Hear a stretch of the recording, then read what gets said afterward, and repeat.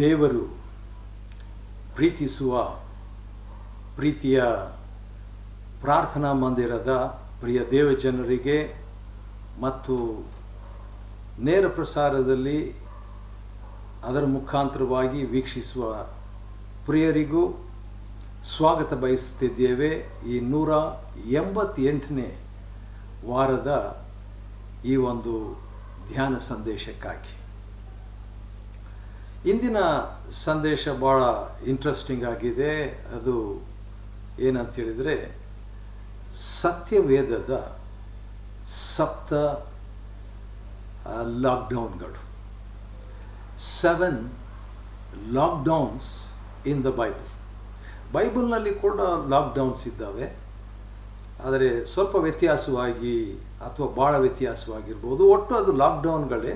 ಆದ ಕಾರಣ ಅದನ್ನು ಒಂದೊಂದಾಗಿ ನಾವು ಧ್ಯಾನ ಮಾಡಿಕೊಳ್ಳೋಣ. Let's meditate together about the lockdowns in the Bible, though it is different, but nevertheless it's a kind of lockdown that we need to go through, or we need to study it, and let's study together. 7 lockdowns in the Bible. ಸತ್ಯವೇದದ 7 ಲಾಕ್ಡೌನ್ಗಳು. ಮೊಟ್ಟ ಮೊದಲನೇ lockdown ಏನಂದರೆ ಆದಾಮನ ಕುಟುಂಬದ lockdown, Adams family. So the first lockdown historically, biblically, is Adam's family had a lockdown. That must be very interesting. ಅದು ಭಾಳ ಆಶ್ಚರ್ಯವಾಗಿರಬೇಕು. ಯಾಕಂದರೆ ಆದಿಕಾಂಡ, the book of Genesis chapter 2 verses 23 and chapter 3 and verse 21, 3ನೇ ಅಧ್ಯಾಯ 21ನೇ ವಚನ ಮತ್ತು ಆದಿಕಾಂಡ 2:23. ಇದರಲ್ಲಿ ನಾವು ನೋಡುವಾಗ ಆಡಮ್ ಆ್ಯಂಡ್ ಈವ್, ಮೊಟ್ಟ ಮೊದಲನೇದಾಗಿ ಇಟ್ ವಾಸ್ ಆಡಮ್, ಆದಾಮನಿದ್ದ.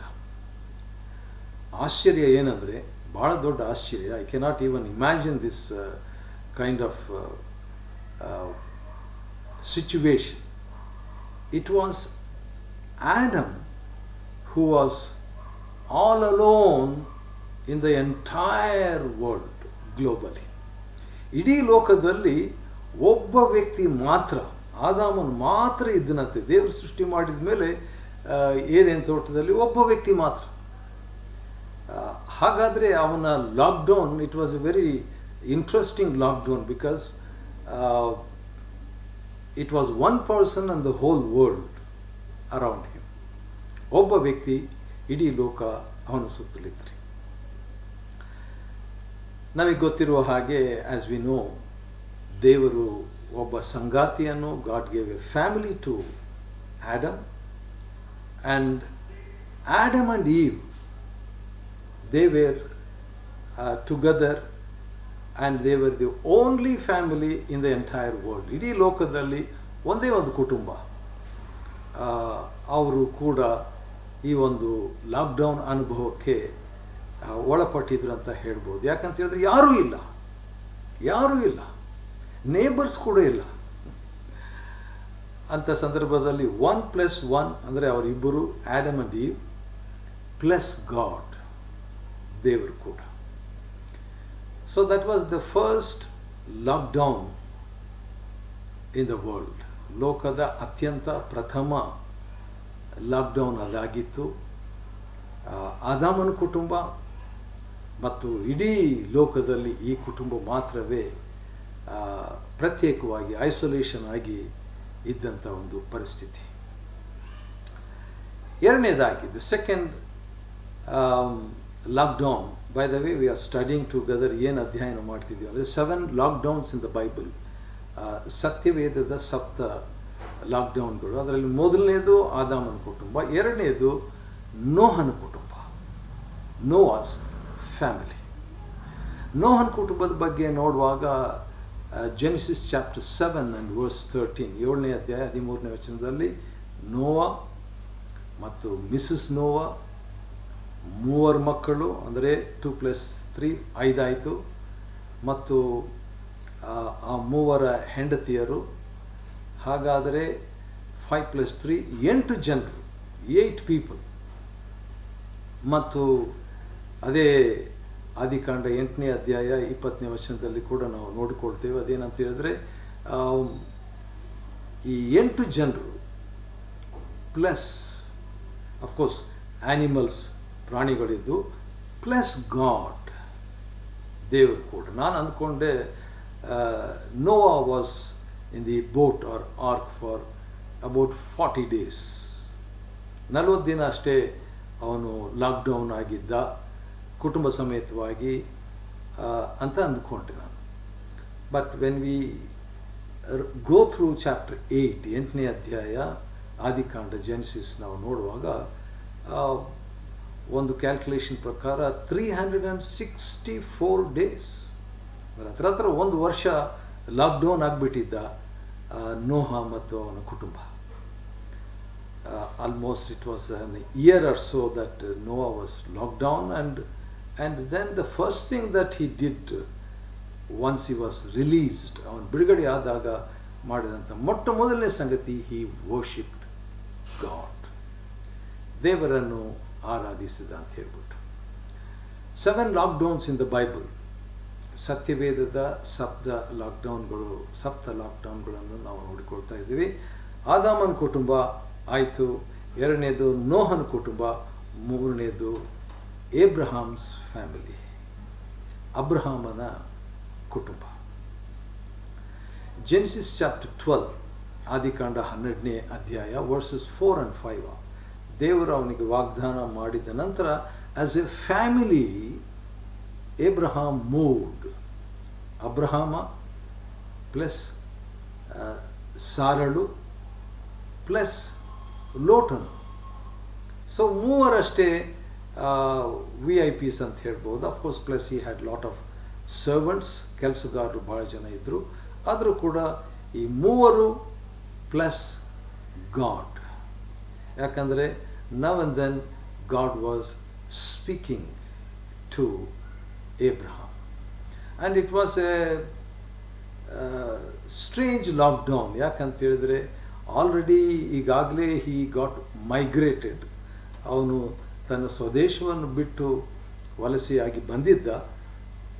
ಈಗ ಅನ್ನೋನ್ ಪ್ಲೇಸ್, ತಿಳಿಯದ ಕಡೆಯಲ್ಲಿ, ವಿತ್ ಆಲ್ ಅನ್ಸರ್ಟನ್ಟೀಸ್, ಅನಿಶ್ಚಿತವಾದಂಥ ಒಂದು ವಾತಾವರಣ, ಅಂಥ ಒಂದು ಪರಿಸ್ಥಿತಿಯಲ್ಲಿ ಅವನು ಭಾಳ ಜನರುಗಳನ್ನು ಅಥವಾ ಭಾಳ ಜನರನ್ನು ನೋಡ್ತಿರಲಿಲ್ಲ ಅಂತ ಕಾಣ್ತದೆ.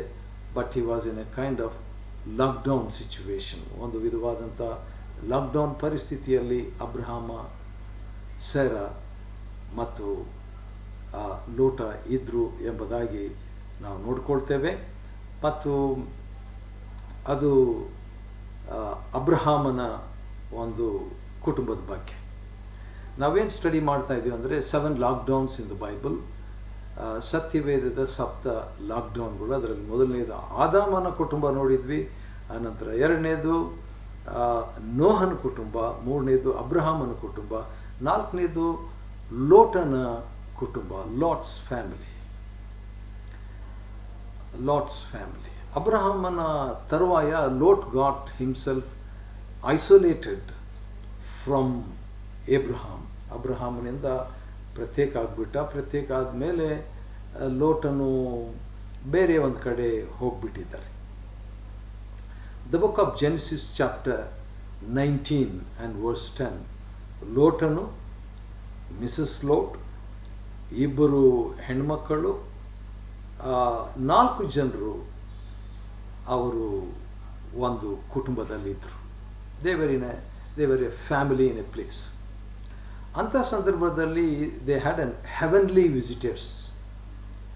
Visitation of heaven. 2 angels, special task ಫೋರ್ಸ್ನವರು ಬಂದಿದ್ರು.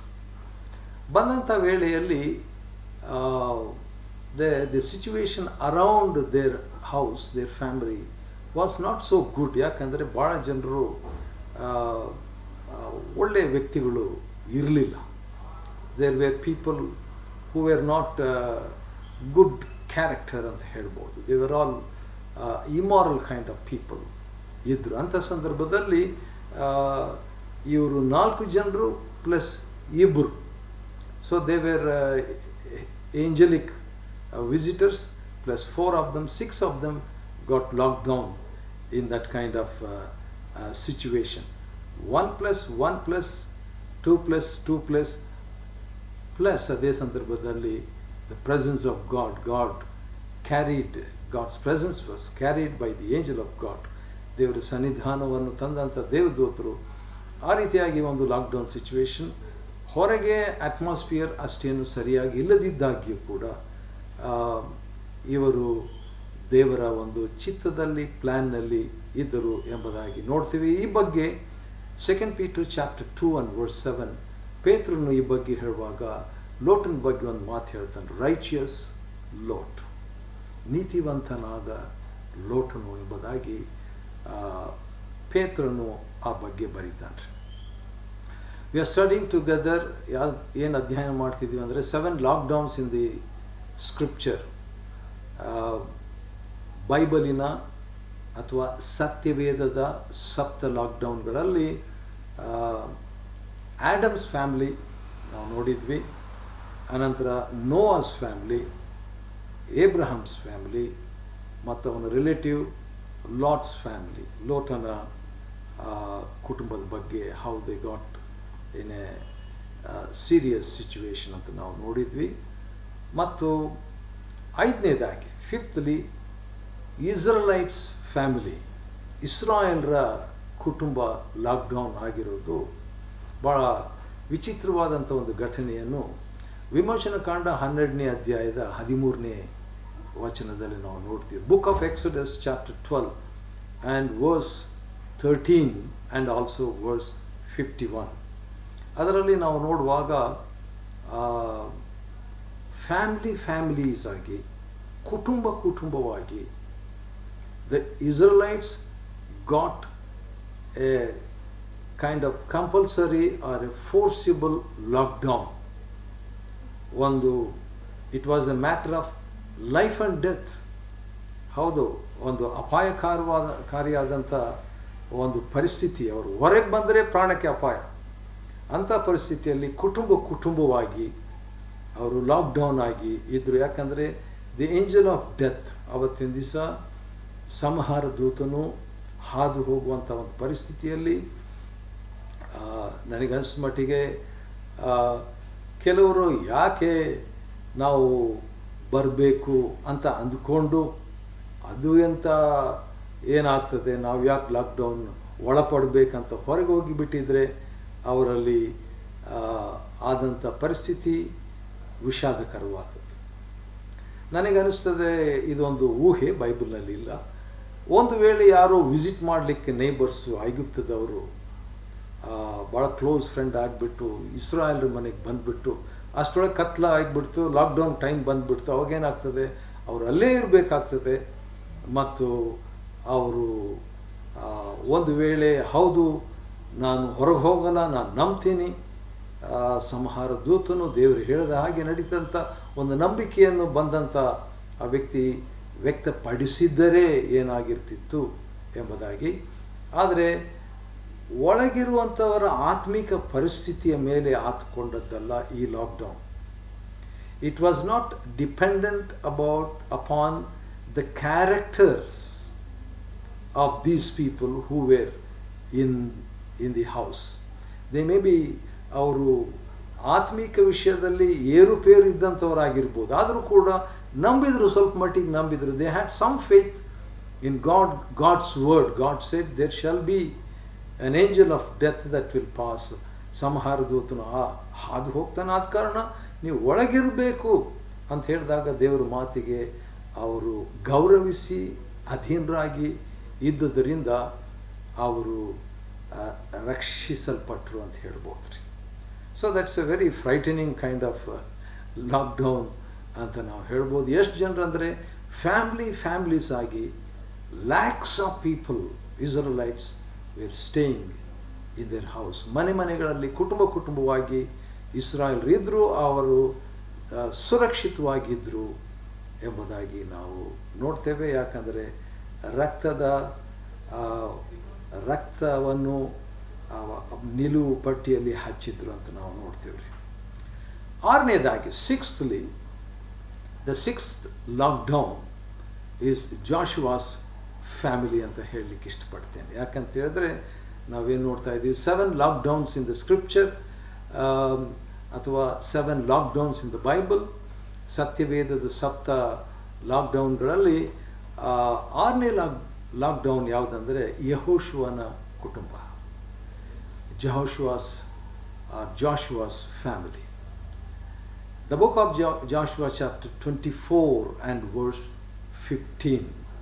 ಯೆಹೋಶುವ 24:15 ನಾನು ನನ್ನ ಮನೆಯವರು ಅಥವಾ as for me and my family we will serve the lord.